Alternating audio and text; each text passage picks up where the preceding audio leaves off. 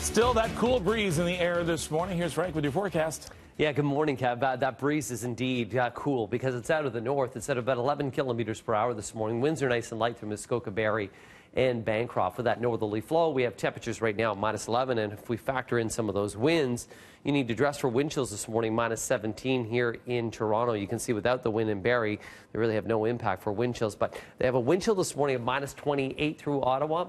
Milder conditions as we can take a look into Windsor this morning at minus 9. Partly cloudy skies is what we're going to see today, so road conditions around the city of Toronto, including Hamilton to Niagara Falls, good, real good. And then as we work our way through tomorrow, that temperature rebounds back up to 6 degrees. Into Saturday, cloud cover with a little bit of some light shower activity. Nothing significant to mention. Then on Sunday, into the later part of the day, we can get into a rain-snow mix as temperatures are going to fall down to minus 10. We're cold again Monday into Tuesday, but by Wednesday, we're going to be back up to plus 3.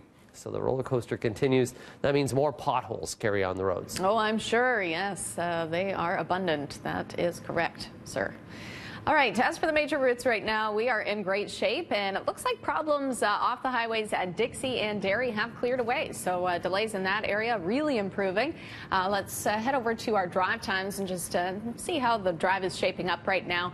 Having a look at the eastbound QEW as you head from Guelph line over to Dorval. Looks like it's running on time. Southbound 400, same goes for that. Westbound 401, it's problem-free, but we are seeing those typical delays that are building over from Morningside over to the 404. So just enjoy the drive. Well, it's a good one.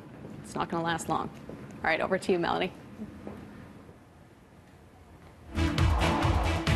All right, and to our top story now, a shocker as Patrick Brown abruptly quitting as PC party leader amid allegations of sexual misconduct. This as 5 months, we are just 5 months ahead of the provincial election.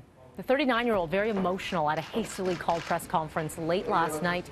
Brown here making no mention of the sexual misconduct aspect of the allegations, but did say that he would defend himself rigorously. Now we're going to get live to our Tammy Sutherland, who is right now in Brown's home riding and is already gathering reaction this morning. Tammy.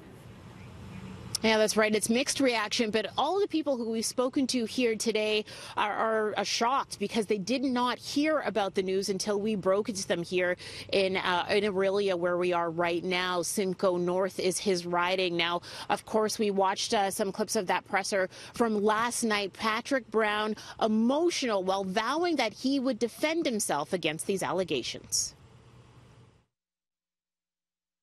I reject these accusations in the strongest possible terms. It's not my values. It's not how I raised. It's not who I am.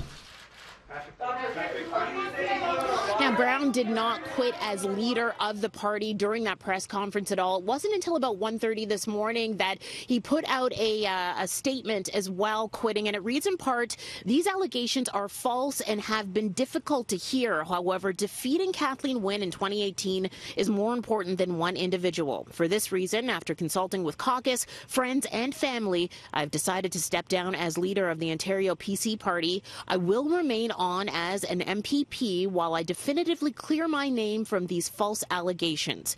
Now, some of his closest advisors, including his campaign manager and chief of staff, resigned earlier in the day, saying that Brown was not listening to their advice to step aside.